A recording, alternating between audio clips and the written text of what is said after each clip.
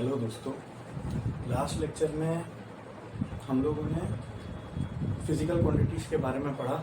इस लेक्चर में हम लोग रेट ऑफ चेंज, जो कि बहुत ही इम्पॉर्टेंट टॉपिक है, इसके बारे में समझने वाले कि रेट ऑफ चेंज क्या होता है और किस तरीके से ये हमारी फिज़िक्स की स्टडी के लिए इम्पोर्टेंट है और बहुत बहुत ही ज़्यादा इम्पोर्टेंट है। और आगे अगर ये रेट ऑफ चेंज का कंसेप्ट हम लोगों को अच्छे से समझ में आ गया ना, तो आगे जो भी काइनेमेटिक्स का पार्ट है, न्यूटन लॉ ऑफ मोशन है, तो ये सारी चीज़ें आपको बहुत क्लैरिटी के साथ समझ में आएगी।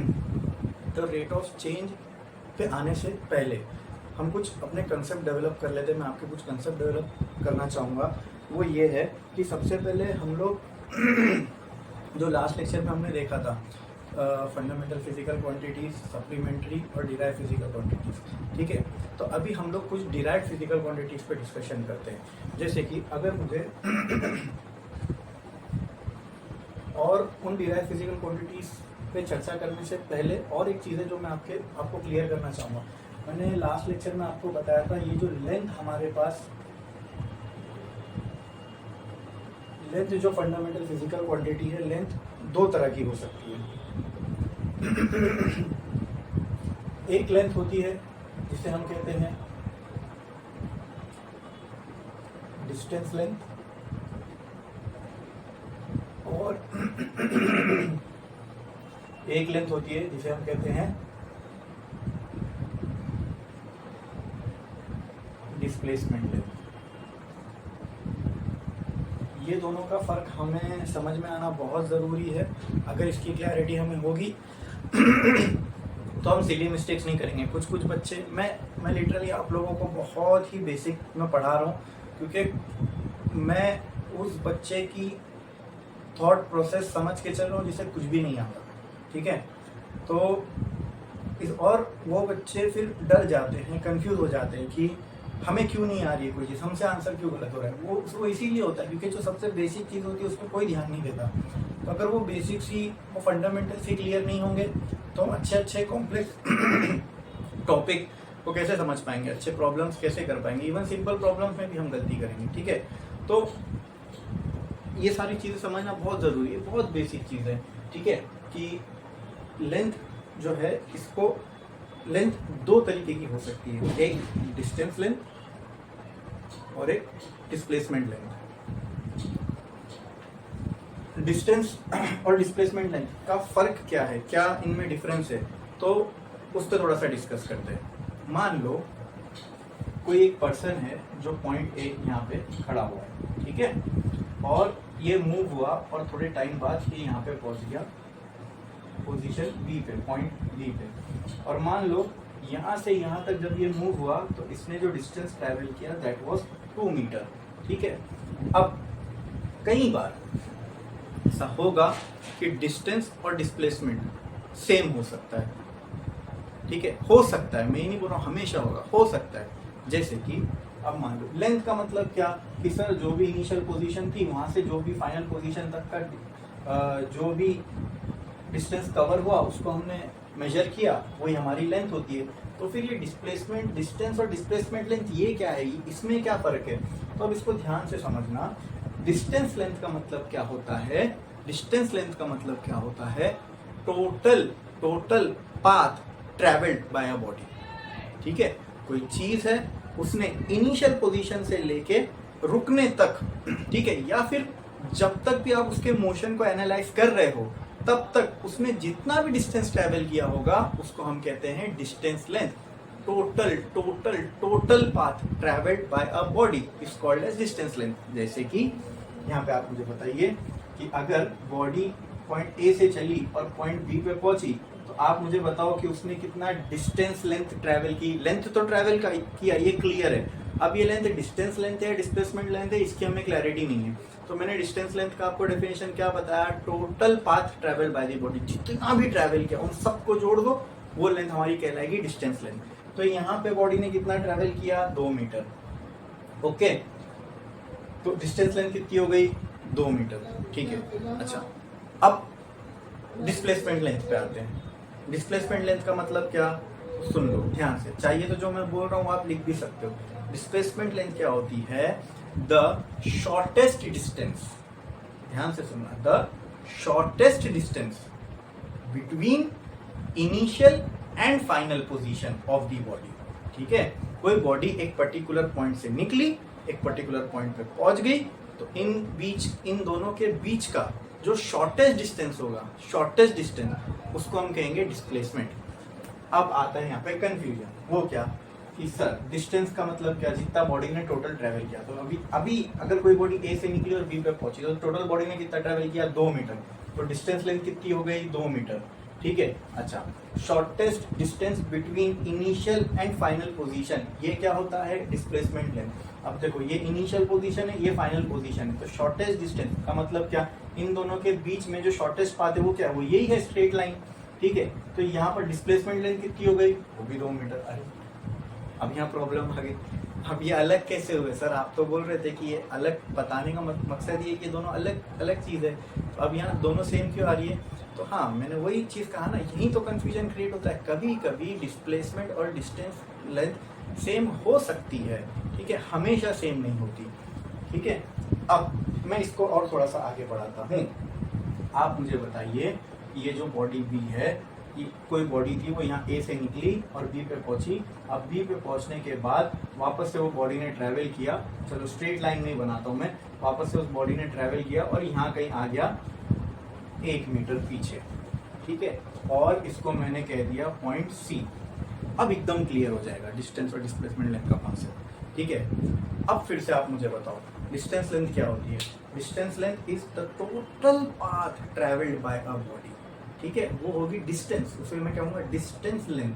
ठीक है, तो अक्सर जब हम इसको बुक्स में पढ़ते हैं, लिखते हैं, तो डिस्टेंस लेंथ ऐसा पूरा नहीं बोलते, डिस्टेंस बोलते हैं। तो इसी तरह डिस्प्लेसमेंट लेंथ को डिस्प्लेसमेंट लेंथ पूरा नहीं बोलते हैं, तो वो लेंथ ही पता है हमें, दोनों ही लेंथ है, तो एक को हम डिस्टेंस कहते हैं और दूसरे को डिस्प्लेसमेंट कहते हैं। ठीक है, डिस्टेंस, तो अब मैं डिस्टेंस बोलूंगा, डिस्टेंस बार बार नहीं बोलूंगा। डिस्टेंस का मतलब क्या, total path travelled by a body.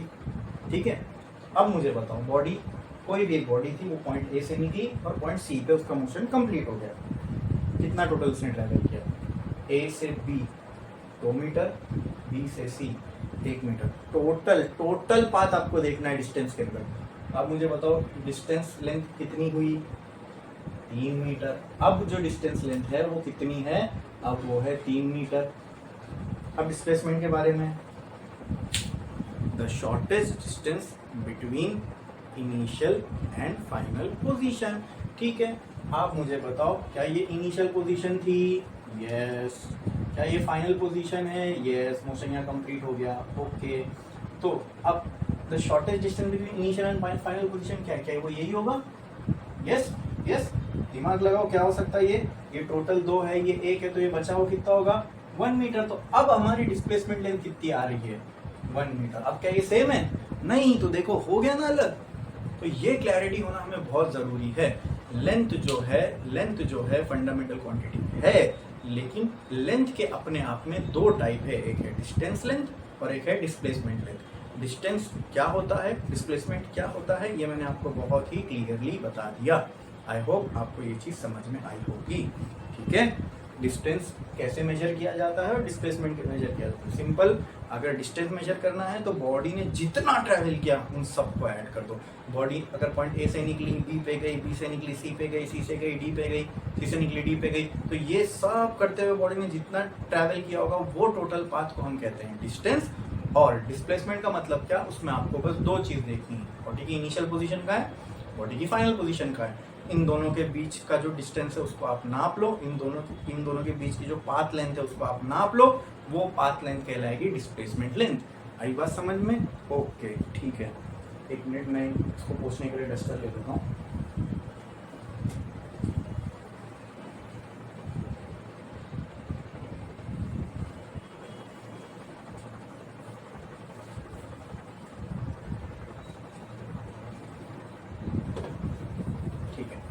I hope आपको इसकी क्लैरिटी मिल गई होगी। अब आते हैं हम लोग कुछ डिराइव्ड यूनिट्स पे। अब डिराइव्ड यूनिट्स का मतलब क्या हुआ, अब देखो कोई चीज़ कितनी फास्ट है, कोई चीज़, डिराइव्ड यूनिट का मतलब क्या हुआ, वो derive physical quantities, derive physical quantities पाया जाता है। डिराइव फिजिकल क्वांटिटीज का मतलब क्या हुआ, डिराइव फिजिकल क्वांटिटीज वो होती है जो फंडामेंटल क्वांटिटीज को यूज करके बनाई जाती है। अब जैसे कि फॉर एग्जांपल अगर अब आज हम कुछ डिराइव क्वांटिटीज पे चर्चा करने वाले हैं जिसका नाम है स्पीड, वेलोसिटी एंड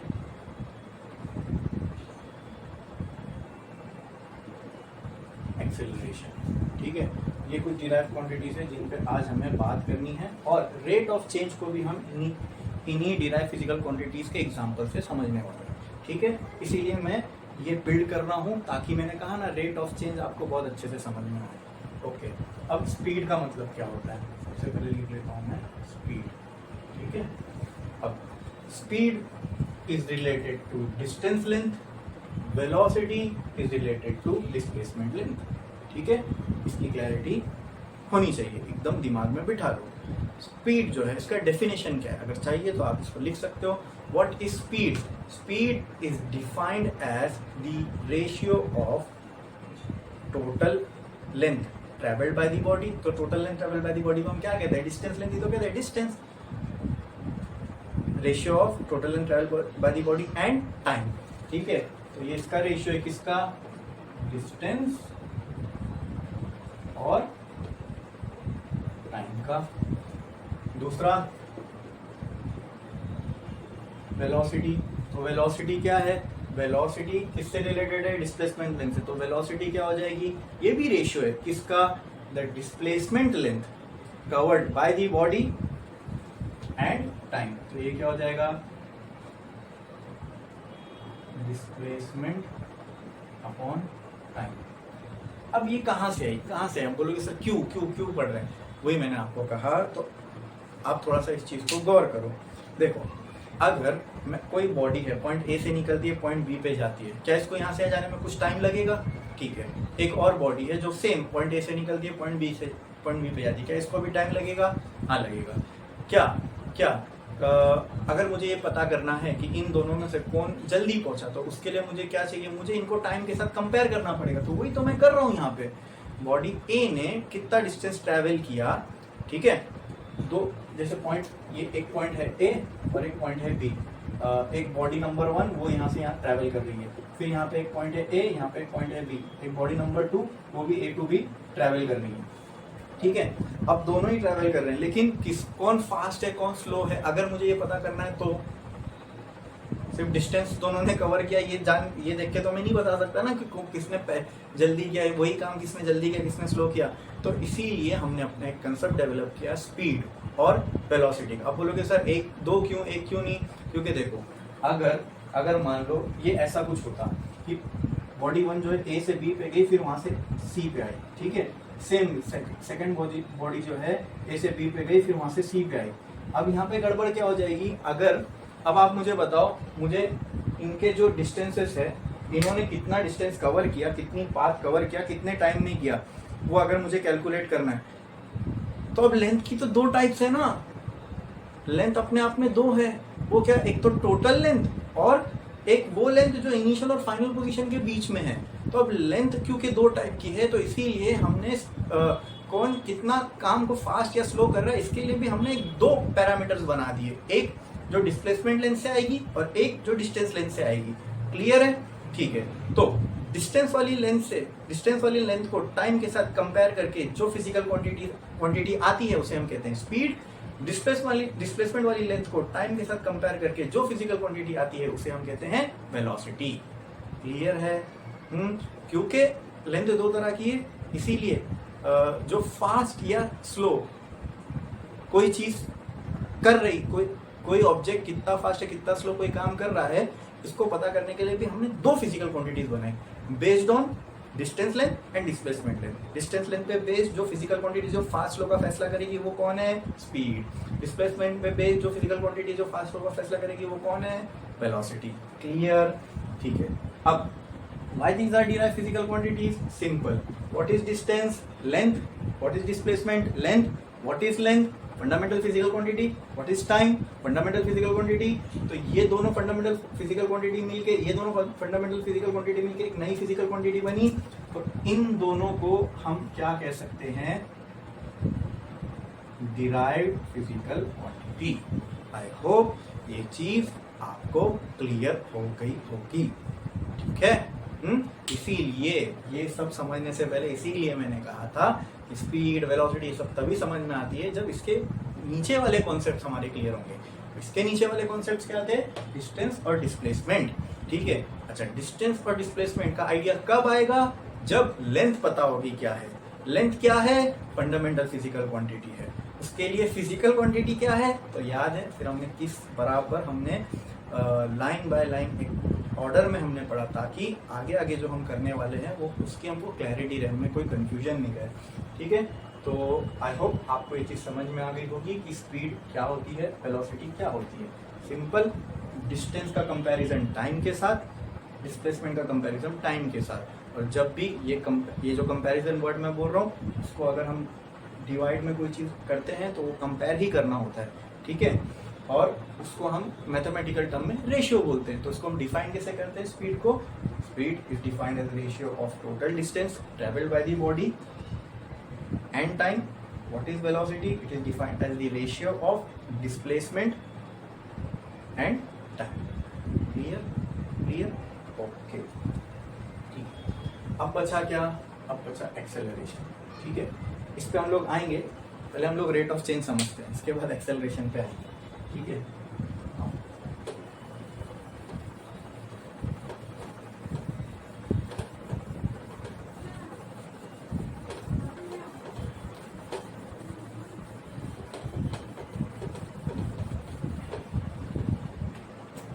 देखो, हमने शुरुआत फिजिक्स की कैसे की थी कि फिजिक्स क्या है, क्या उसका पर्पस है। तो फिजिक्स क्या है? नेचर की स्टडी, ठीक है।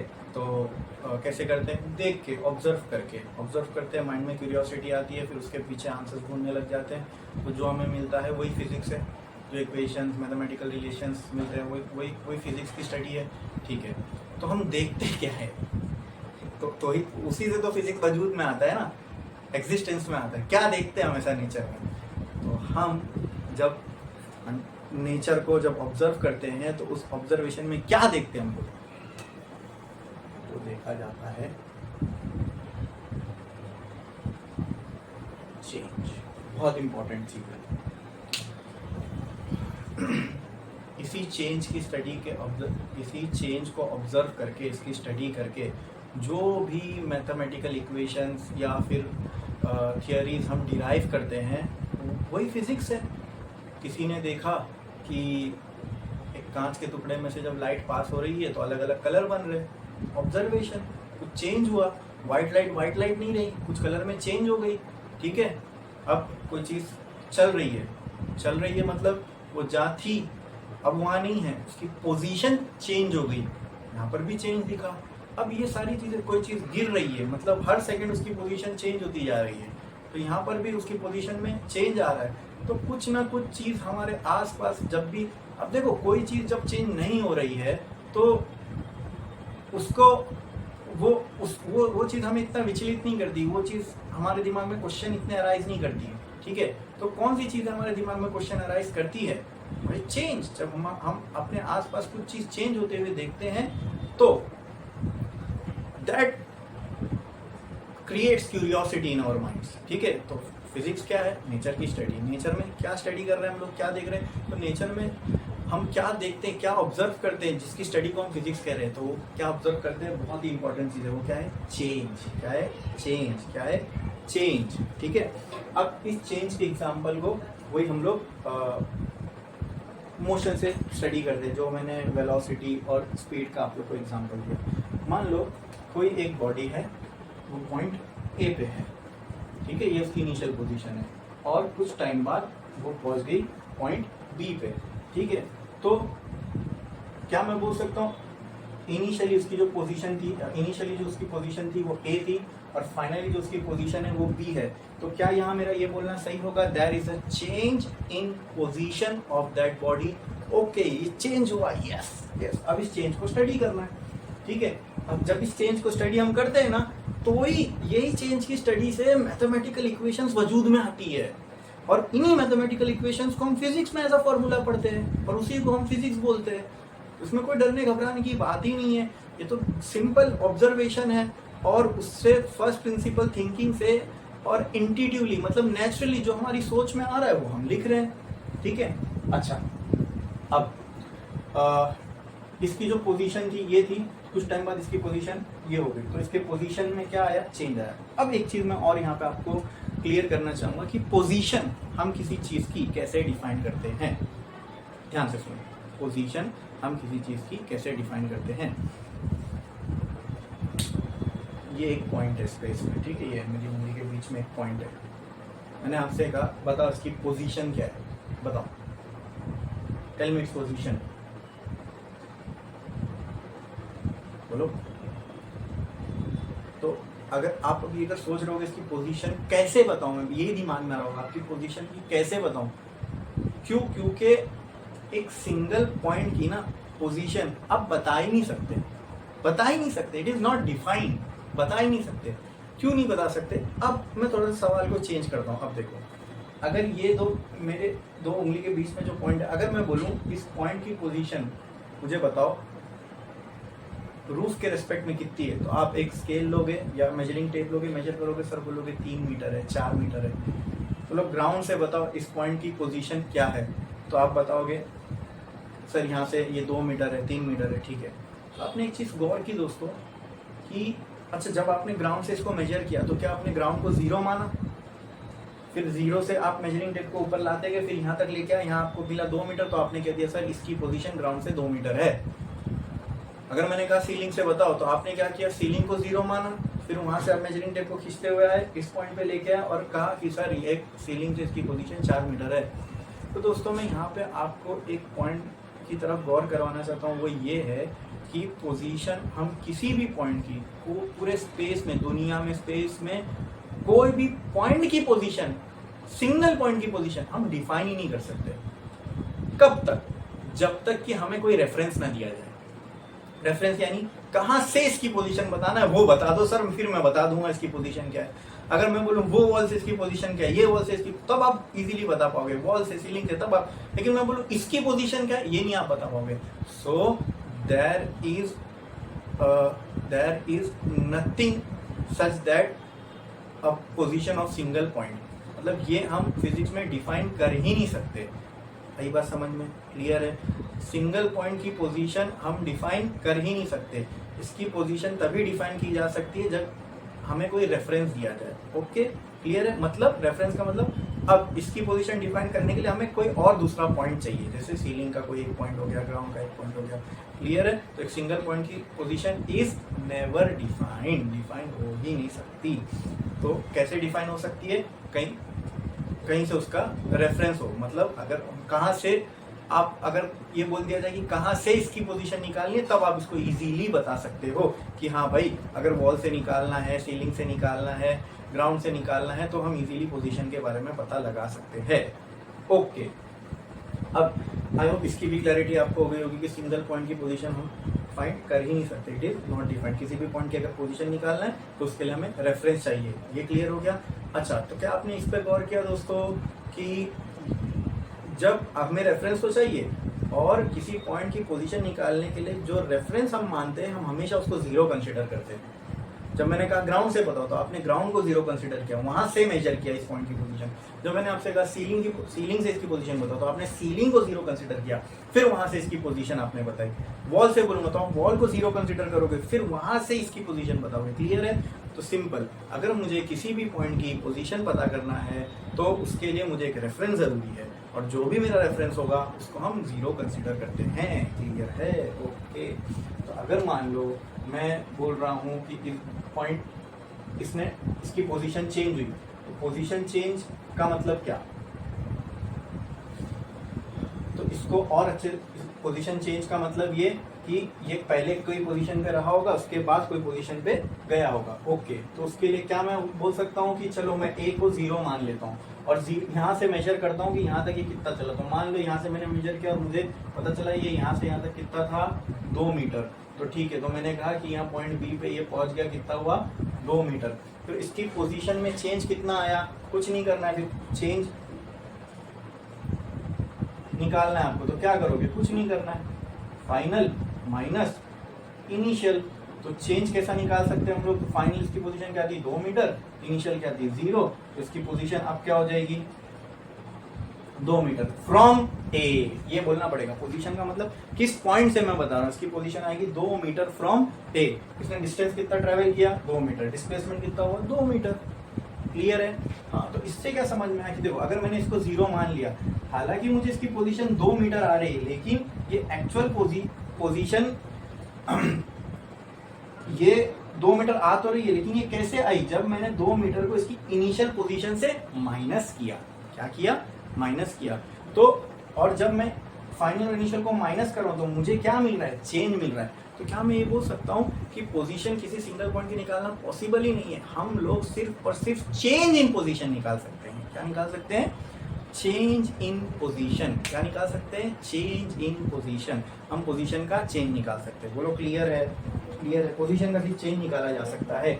एक पर्टिकुलर पॉइंट की पोजीशन कभी डिफाइन हो ही नहीं सकती। पोजीशन का सिर्फ क्या निकाला जा सकता है? चेंज। क्या निकाला जा सकता है? चेंज। वो कैसे? फाइनल माइनस इनिशियल करके। आई होप ये चीज आपको क्लियर होगी। ठीक है, ठीक है। तो ऐसी पोजीशन जब चेंज होती है किसी चीज की, ध्यान से सुनो, इसका मतलब वो मूव हुई। यस, अब कोई चीज की पोजीशन अगर चेंज हुई, इसका मतलब वो मूव हुई। ठीक है? अगर वो मूव हुई तो उसने या तो डिस्टेंस कवर किया होगा या तो डिस्प्लेसमेंट। ठीक है? अगर उसने डिस्टेंस कवर किया है और डिस्प्लेसमेंट कवर किया है तो उसकी कुछ स्पीड भी होगी, उसकी कुछ वेलोसिटी भी होगी। देखिए अब समझ में आ रहा है सब? क्या हमने देखा? चेंज किसका? पोजीशन का। पोजीशन के चेंज से क्या एस्टेब्लिश हुआ? डिस्टेंस, डिस्प्लेसमेंट, फिर उससे क्या एस्टेब्लिश हुआ? Speed, velocity. आई बात समझ में? ठीक है, ठीक है। अब पोजीशन चेंज हुई, इसका मतलब क्या? कोई चीज मोशन में आई होगी, एक जगह से दूसरी जगह मूव हुई। पोजीशन चेंज होना इसका मतलब क्या? मूव हुई। मूव हुई इसका मतलब मोशन हुआ। मोशन हुआ मतलब वो उसका कुछ, उसने कुछ डिस्टेंस कवर किया होगा, कुछ डिस्प्लेसमेंट कवर किया होगा, फिर डिस्टेंस डिस्प्लेसमेंट कवर किया होगा तो पिक्चर में स्पीड भी आ जाएगी और वेलोसिटी भी आ जाएगी। ठीक है, ठीक है। तो ये सब कुछ किसके? इस सब के अंडर, अच्छा इस सब के नीचे अंडरलाइन क्या है? चेंज ही तो है पोजीशन का। आई बात समझ में? इसलिए मैंने कहा ये चेंज बहुत इंपॉर्टेंट है। ठीक है? अब एक होता है चेंज, ये समझ में आ गया। अब नेक्स्ट जो हमारा फोकस का टॉपिक है that is rate of change. क्या? Rate of change. क्या? Rate of change. अब समझो,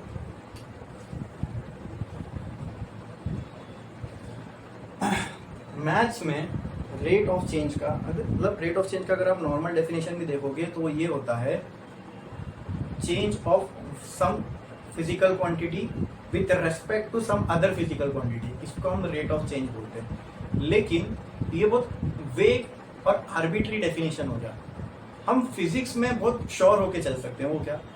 जब भी वर्ड रेट सुनोगे आप, जब भी वर्ड रेट सुनोगे आप, समझ लेना कोई फिजिकल क्वांटिटी को टाइम के साथ कंपेयर किया जा रहा है। फिर से क्या कहा मैंने? जब भी वर्ड रेट सुनोगे आप, rate of something, rate of change of velocity, rate of change of acceleration, rate of change of displacement, जब भी वर्ड रेट सुनोगे आप किसी के साथ लगा हुआ तो समझ लेना उस फिजिकल क्वांटिटी को टाइम के साथ कंपेयर किया जा रहा है। ठीक है? रेट का मतलब ये होता है किसी चीज, किसी पर्टिकुलर क्वांटिटी को किसी दूसरी क्वांटिटी के साथ कंपेयर करना। लेकिन इन फिजिक्स जब भी हम वर्ड रेट कहते हैं तो वो जो दूसरी क्वांटिटी है जिसके साथ हम कंपेयर करते हैं, it is always time. It is always time. अगर जो दूसरी वाली क्वांटिटी है जिससे हम कंपेयर कर रहे हैं, अगर वो चेंज हो गई, जैसे कि मान लो हम लेंथ के साथ कंपेयर करते हैं तो फिजिक्स में उसके लिए अलग नाम है, उसको ग्रेडियंट बोलते हैं हम लोग। ठीक है? तो खैर अब वो ग्रेडियंट वगैरह में हमें नहीं जाना, अभी तो फिलहाल हमारा जो फोकस है वो उस पर हमें ध्यान देना है। मैंने क्या कहा? Rate of change. अब मैं बोलूं रेट ऑफ चेंज, इसका मतलब क्या? चेंज किसका? किसके साथ? टाइम के साथ। जो भी चेंज हो रहा है, जो भी रेट ऑफ चेंज, इसका मतलब क्या? जो भी चेंज हो रहा है, रेट ऑफ चेंज, इसका मतलब क्या? जो भी चीज चेंज हो रही है उसके चेंज को किसके साथ करना है? मैंने कहा ना रेट जब भी आएगा तो समझ लेना किसके साथ कंपेयर करना है? टाइम के साथ। किसके साथ?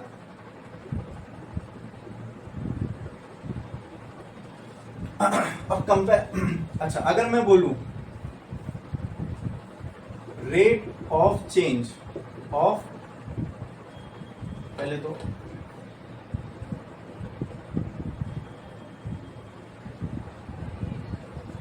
डिस्प्लेसमेंट, ठीक है, rate of change of displacement. अब किसकी बात हो रही है, चेंज किसका है, डिस्प्लेसमेंट का। तो ठीक है, मैं इसको लिख देता हूं, डिस्प्लेसमेंट। डिस्प्लेसमेंट का rate of change of displacement. Displacement का क्या देखना है, rate of change. Rate of change का मतलब क्या, comparative with time. Comparative time का मतलब क्या, डिवाइडेड विद टाइम। क्या इसी को हम रेशियो भी बोलते हैं। अरे ये तो हमने देखा हुआ है। इस क्वांटिटी को हम क्या कहते हैं, इस क्वांटिटी को तो हम कहते हैं वेलोसिटी। तो कहने से velocity is nothing but rate of change of displacement. अरे वाह, यहां से तो वेलोसिटी की एक नई परिभाषा में समझ में आ गई। क्या बात है। ओके ओके ओके, ठीक है। अब मैं आता हूं एक और क्वांटिटी पे। चलो, अगर मैं ये बोलूं आपको रेट ऑफ चेंज ऑफ, अब इसी वेलोसिटी का रेट ऑफ चेंज देखना है मुझे।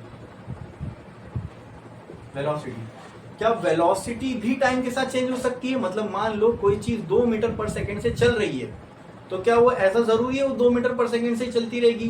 क्या अगले सेकंड वो 4 मीटर पर सेकंड से नहीं चल सकती। क्या अगले सेकंड 5 मीटर पर सेकंड से नहीं चल सकती। क्या अगले सेकंड 6 मीटर पर सेकंड से नहीं चल सकती।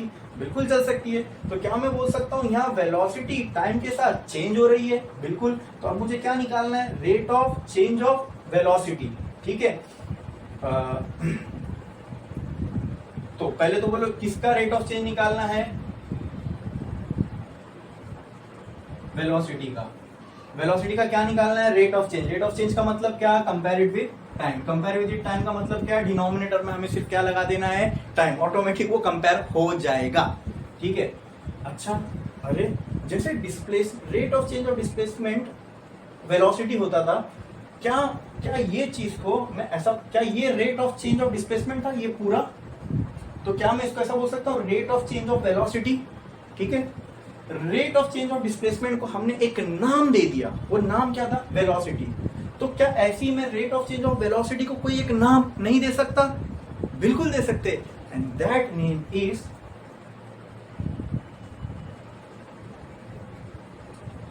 एक्सेलरेशन, ठीक है।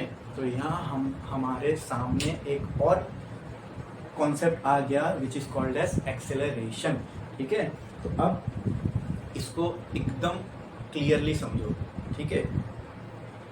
अगर पोजीशन में चेंज हुआ किसी चीज के, ठीक है, तो या तो वो डिस्टेंस हो सकता है या डिस्प्लेसमेंट हो सकता है, बराबर, ठीक है।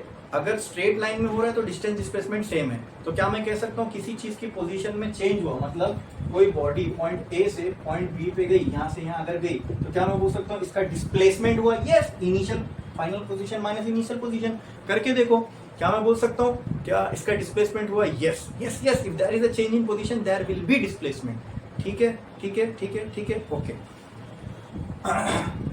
अब मान लो अगर ये बॉडी, अगर कोई बॉडी है जो कंटिन्यूअस मोशन में है, ठीक है,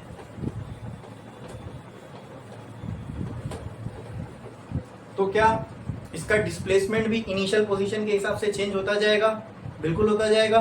कि पहले सेकंड में मान लो ये 2 मीटर आगे बढ़ा, फिर अगले सेकंड में 4 मीटर, फिर अगले सेकंड में 5 मीटर, तो हर सेकंड में इसकी डिस्प्लेसमेंट की वैल्यू क्या होती जा रही है, बढ़ती जा रही है, ओके। तो कहना है से टाइम के साथ डिस्प्लेसमेंट चेंज हो रहा है, वही तो है ये डिस्प्लेसमेंट का टाइम के साथ चेंज होना is called as rate of change of displacement. अब इसी rate of change of displacement को पूरा बोलने से अच्छा हमने इसको एक नाम दे दिया, वेलोसिटी। तो क्या वेलोसिटी टाइम के साथ नहीं चेंज हो सकती, बिल्कुल हो सकती है। उसको हम क्या कहेंगे, rate of change of velocity, ठीक है। अच्छा, तो rate of change of velocity बोलने से अच्छा क्या उसको हम एक नया नाम दे सकते हैं, उसको कहते हैं एक्सेलरेशन। तो आपके दिमाग में सवाल आएगा, सर एक्सेलरेशन भी तो टाइम के साथ चेंज हो सकता है। कोई बॉडी 1 सेकंड में 1 मीटर पर सेकंड स्क्वायर से एक्सेलरेट हो रही है, अगले सेकंड 2 मीटर, क्या रेट, तो क्या ये rate of change of acceleration नहीं है, बिल्कुल है। तो इसका क्या नाम है, इसका कोई नाम नहीं है। ये इसका भी रेट ऑफ चेंज होगा लेकिन उसका कोई नाम नहीं है, हमने नहीं दिया, बनाने वाले जो हमारे सिलेबस में हमको उसकी कोई जरूरत ही नहीं है, इसलिए हम उसको पढ़ते ही नहीं, उसका नाम कुछ नहीं है, होगा लेकिन उसका भी रेट ऑफ चेंज, वो जो क्वांटिटी होगी क्या उसका भी रेट होगा, लेकिन उससे हमें कोई लेना देना ही नहीं है, हमारे लिए जितना रिक्वायर्ड है हमें उससे लेना देना, उसी को हमने नाम दिया। आई बात समझ में? कोई चीज का पोजीशन में चेंज है, कोई चीज के पोजीशन में चेंज है तो उसका डिस्प्लेसमेंट होगा, बराबर। अगर वो, अब ध्यान से सुनो, अभी डिस्प्लेसमेंट हुआ, अब अगर वो बॉडी मूव होती जा रही है तो उसका डिस्प्लेसमेंट टाइम के साथ, क्योंकि देखो टाइम तो चलता रहता है, टाइम किसी के लिए रुकेगा नहीं। मैं हूं, आप हो, हम लोग ऐसे ही बैठे रहे तो भी टाइम किसी के लिए रुकने वाला है नहीं। टाइम तो अपने, टाइम हमेशा फॉरवर्ड डायरेक्शन में आगे बढ़ता है, टाइम हर सेकंड आगे बढ़ता रहता है। ठीक है, ठीक है, ठीक है। तो टाइम इज द बेस्ट चीज जिससे हम जो है कंपेयर कर सकते हैं, ठीक है, क्योंकि हमेशा आगे ही बढ़ रहा है। ओके, ठीक है। और कंपेयर कर, टाइम के साथ कंपेयर करने से हमें बहुत एक अच्छी चीज ये क्या पता चलती है, कोई चीज कितनी फास्ट है, कितनी स्लो हो रही है, बराबर। ठीक है, तो हमने कुछ नहीं किया, बस हमने डिस्प्लेसमेंट को टाइम के साथ कंपेयर किया, डिस्प्लेसमेंट को टाइम के साथ कंपेयर किया। इसी को हम रेट कह रहे हैं, बस इसी का नाम है रेट। जब हम किसी भी फिजिकल क्वांटिटी को टाइम से कंपेयर करते हैं उसको हम कहते हैं रेट। क्या कहते हैं? रेट। किसी भी फिजिकल क्वांटिटी के आगे वर्ड रेट लिखा हो तो सिंपल आपको क्या करना है, सिंपल सिंपल सिंपल, डिनोमिनेटर में क्या लगा देना है? टाइम। डिनोमिनेटर में क्या लगा देना है? टाइम। अब मैंने आपको इसका कंसेप्चुअल क्लैरिटी भी दे दी और शॉर्टकट भी बता दिया। Whenever there is set rate of change of something, तो पहली फुर्सत में समथिंग आपको पता हो नहीं हो, डिनोमिनेटर में टाइम होगा। न्यूमरेटर में क्या होगा? न्यूमरेटर में वही होगा जिसका चेंज की बात हो रही है, जैसे rate of change of displacement, तो डिनोमिनेटर में तो टाइम होगा पक्का। न्यूमरेटर में क्या होगा? जिसका चेंज हो रहा है, किसका? डिस्प्लेसमेंट का, तो डिस्प्लेसमेंट को डाल दो न्यूमरेटर में। Rate of change of velocity, दिख गया रेट, डिनोमिनेटर में क्या आ जाएगा? टाइम। न्यूमरेटर में जिसका चेंज, किसका? वेलोसिटी का, तो न्यूमरेटर में क्या आएगा? वेलोसिटी। क्या वेलोसिटी ओवन टाइम, ये क्या इस रेट ऑफ चेंज का कोई नाम है? कोई नाम है? यस, एक्सेलरेशन है। Rate of change of acceleration मतलब डिनोमिनेटर में टाइम, न्यूमरेटर में जिसका चेंज, एक्सेलरेशन न्यूमरेटर में। क्या इसका, इस चेंज का कोई नाम है? नहीं, तो छोड़ दो उसको, बोल दो rate of change of acceleration. Rate of change of displacement का नाम है, उसको हम कहते हैं velocity. Rate of change of velocity इसका नाम है, उसको हम कहते हैं एक्सेलरेशन। ठीक है, तो कहीं पे ये ऐसा लिखा हुआ दिखे तो क्या मैं इसको बोल सकता हूँ rate of change of displacement? Yes, क्या है rate of change of displacement? उसी को हम क्या कहते हैं? वेलोसिटी। क्या कहते हैं? Velocity. Rate of change of velocity उसी को हम क्या कहते हैं? एक्सेलरेशन। ठीक है, आई होप आपको ये चीज एकदम अच्छे से समझ में आ गई होगी।